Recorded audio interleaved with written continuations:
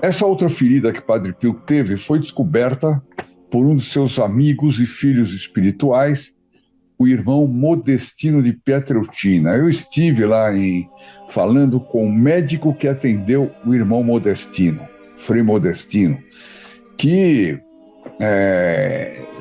teve um fim de... Eu não vou ser muito longo aqui falando do Frei Modestino, mas eu fiz um pequeno resumo aqui da vida dele. Olha, crescendo em Pietrelcina, na mesma cidade de Padre Pio, o Frei Modestino, que chamava Damiano Fucci, ouviu muito sobre o Padre Pio. Ele não foi padre, hein?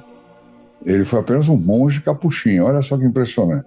Quando o Damiano era criança, ele ouviu muitas histórias sobre o Padre Pio e acabou procurando, assim chegou a ser um jovem adulto, porque a irmã do Padre Pio tinha mais ou menos a mesma idade do Padre Pio, e quando crianças eles tinham contato. O Padre Pio era bem mais velho que ele. Em 1940, Damiano foi encontrar no mosteiro de São Giovanni Rotondo o homem de que tanto ouvira falar. Depois que Damiano se confessou, o Padre Pio encorajou Damiano a viver com retidão e deu-lhe a sua bênção. Inicialmente, Damiano sentiu chamado para se tornar beneditino, mas Padre Pio disse-lhe que não era a sua vocação ingressar na Ordem de São Bento. Olha o discernimento onde ia, quer dizer, para dizer para alguém, não é a sua vocação. Porque se ele errasse também, o risco do Frei Modestino se perder era imenso, né? Ele acrescentou ao jovem que ele poderia ir a Roma se quisesse, mas previu que um desastre muito feio aconteceria com ele lá, em Roma. 3 anos depois, a previsão do Padre Pio se concretizou quando o abade beneditino e um irmão foram mortos por ladrões. É outra história que eu vou contar depois com calma. Isso levou Damiano a se tornar frade capuchinho e a adotar o nome religioso de Modestino. Após a morte do Padre Pio, Modestino foi transferido para São Giovanni Rotondo e tornou-se o porteiro da comunidade. Não podia ser coisa mais humilde, né? Ser o porteiro, o homem que abre a porta, tá? Tem a campainha, não sei se tinha campainha naquela época, onde ouvia todos os visitantes, recebia as suas orações e assegurava-lhes a intercessão celestial do Padre Pio. Modestino passava muitas horas em oração diante do sacrário e ofereceu sua vida e seus sofrimentos pelos pecadores, que é o que o Padre Pio mais pedia, né? Sofrimento pela conversão dos pecadores. De muitas maneiras ele procurou imitar o santo exemplo do Padre Pio, e foi um verdadeiro filho espiritual dele. Posteriormente, Modestino publicou uma autobiografia, O Testemunho do Padre, na qual relatou muitas histórias sobre o Padre Pio. Vou procurar essa biografia. É uma autobiografia dele próprio, né?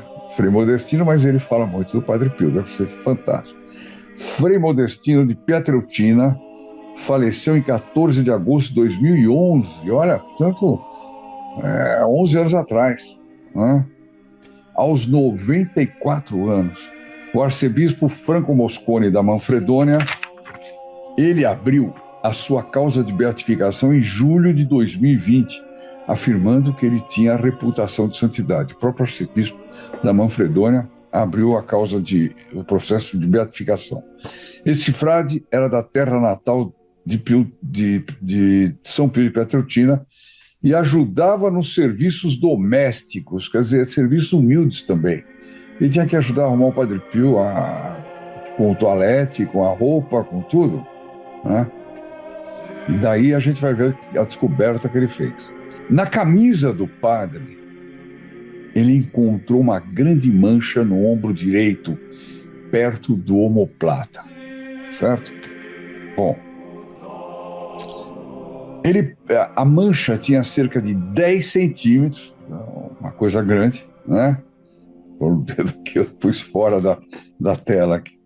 10 centímetros de diâmetro, um pouco semelhante à mancha do Santo Sudário. Olha, vai começando a prestar atenção agora. Ele percebeu que toda vez que o Padre Pio tirava a camisa, ao tirar a camisa, desgrudar o pano dessa ferida aberta causava-lhe uma enorme dor. Imagine, uma ferida, que ele usava aquela camisa, Aquele pedacinho de tecido tem o sangue do Padre Pio, porque era dessa camisa, né? Imagina, então, agora todo dia eu coloco uma camisa, fico o dia inteiro com aquela camisa, no dia seguinte eu tenho que tirar. Aquela camisa está grudada, ou no fim do dia, não sei. Aquela camisa está grudada nas feridas, no sangue. E Padre Pio sabia que era uma coisa sobrenatural, né? Porque se fosse natural, ele morria com uma infecção tremenda, etc. Não. Mas ele ficava tranquilo, ele oferecia pela conversão dos pecadores, ele oferecia pela nossa conversão, pela nossa, minha, sua, todo mundo que está ouvindo, todos nós precisamos de uma conversão, não tem conversa. Bom, ele percebeu, já li isso aqui, que causava uma dor enorme. Informei, aqui diz o Frei Modestino, informei imediatamente o meu superior sobre o que encontrei. E o superior pediu que ele fizesse um breve relato. Ele, então, faz esse relato para o superior. Ele diz: o padre Pellegrino Funicelli, que também havia ajudado o padre Pio por muitos anos, disse-me que muitas vezes, ao ajudar o padre a trocar a camiseta de lã que ele usava por baixo, ele sempre notava, às vezes no ombro direito, às vezes no esquerdo, claro, porque nós só ia trocando de lado da cruz, é interessante, um hematoma circular. Sobre essa revelação, Frei Modestino de Pietrelcina ainda diz: uma noite, antes de dormir, fiz uma petição a ele em oração. Querido padre, se você realmente teve essa ferida, me dê um sinal. Tudo indica que ele, o padre Pio já tinha falecido, né? E então eu fui dormir. Mas, às 1h05 da manhã, uma dor aguda e repentina no meu ombro me despertou de um sono tranquilo. Quer dizer, Padre Pio fez ele sentir no ombro que, por segundos, que deve ter parecido eternos, a mesma dor que ele, Padre Pio, sentia todos os dias. Era como se alguém tivesse pegado uma faca e arrancado a carne do meu ombro. Se a dor tivesse continuado mais alguns minutos, acho que teria morrido. No meio disso, eu ouvi uma voz que dizia: foi assim que sofri. Meu Deus, deve ser arrepiar, né? Porque o sofrimento em si, com essa voz do Padre Pio na eternidade, está claro aqui que foi depois de morto, né? Foi assim que sofri. Um perfume intenso me cercou, o perfume do Padre Pio, e encheu meu dormitório.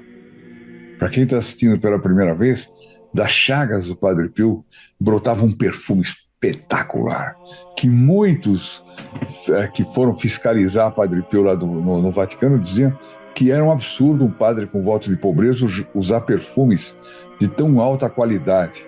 E o superior dizendo: aquilo não é perfume, não, ele toma banho com o mesmo sabão que nós aqui. Aquilo é o odor de santidade. O perfume me cercou e encheu meu dormitório. Senti meu coração transbordar de amor de Deus. Eu também sentiria, né? Eu senti uma sensação estranha. Ter essa dor insuportável tirada de mim, quer dizer, para desaparecer a dor, parecia ainda mais difícil do que a suportar. É como uma faca que entrava, arrancava um pedaço, mas na hora de tirar esse pedaço, tirar a faca, doía ainda muito mais do que a própria chaga, né?